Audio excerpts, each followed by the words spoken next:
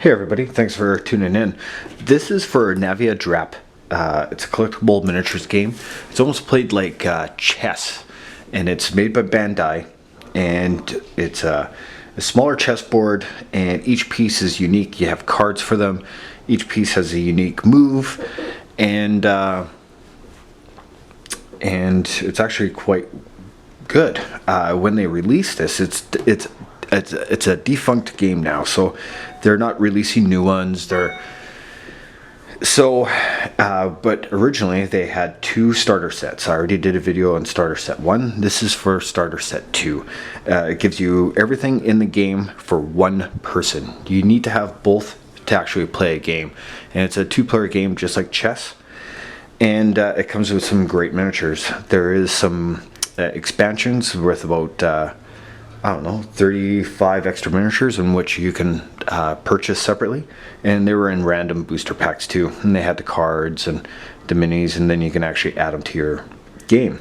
When you get this, the starter set 1 is red, starter set 2 is blue, and when you open it up, it gives you a little bit of a history, the story of Navia Drapt. I know it's spelled D-R-A-T-P, but as I looked online, they all say it's Drapt. The T is silent. Each starter set has a Navia. This one has Navia Deborah. And then when you flip it over, they'll give you an example of how the board is set up and a little bit how to play your miniatures. So when you open it up, you do get the board. It is like a chessboard. It flips open. It is smaller than, it's not nearly as wide as a regular chess or checkerboard. Both players have a graveyard, a vault, and a pool. And then the board's quite detailed. It does fold out times 4. I've actually never played the game, or have I read the instructions yet. I just picked this up today actually, and I've been looking for these miniatures for a long time. I've actually ended up having a couple of these miniatures in which I use for Dungeons and Dragons, so I wanted to show this to everyone else that if you're looking for different miniatures, this could be a great cheap source to get other miniatures for your game. In here you get your instruction book. It gives you a little bit of fluff, talks about the playmat, how to battle the pieces, and then it has like the map and stuff of the world with like a quick checklist of some of the miniatures available. So when you open it up, each miniature will have a card.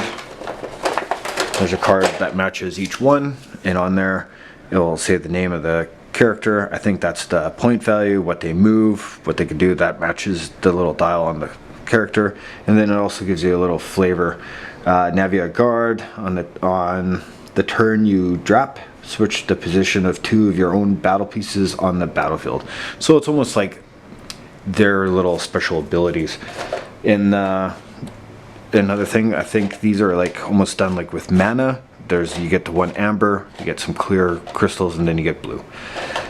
Because this is just a starter set, the pawns, I guess, is the best way to explain it. Like on chessboards, they're just plastic. So I think once you get the booster packs, you can slowly switch these out to actual miniatures, and then you'll actually have like a full miniature game.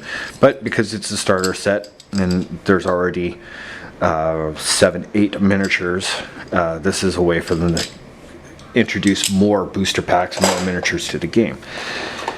Each miniature will match up with the card. On the bottom it has their name, their kind of movements, attacks, and their movement.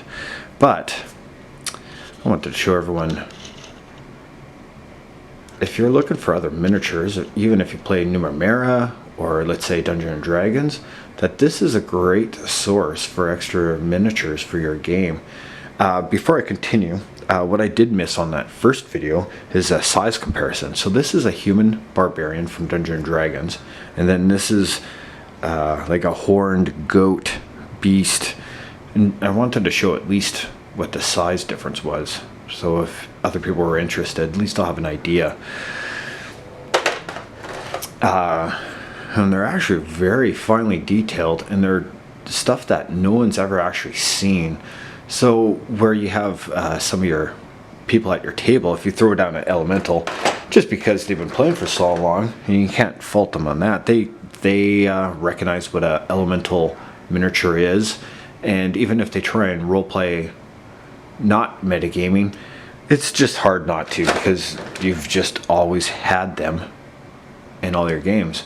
But if you throw down this little flying squirrel, that's all cutesy, or no one knows what it does or what its capabilities are. And here's like a turtle kind of thing.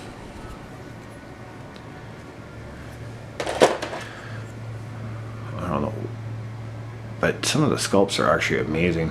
You could use them as either bosses or minions, or they just look really good.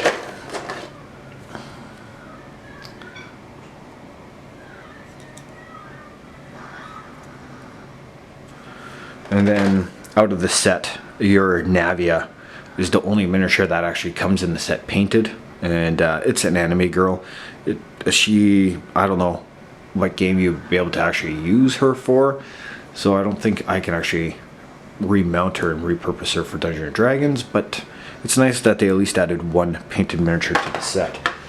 But if you have a question, like for example, with them on the base, obviously this will not work for most RPGs, but what I have done, this is actually a Navia Drapt miniature, in which I've removed it off of all that, painted it up, and just mounted on a nice base. So now they look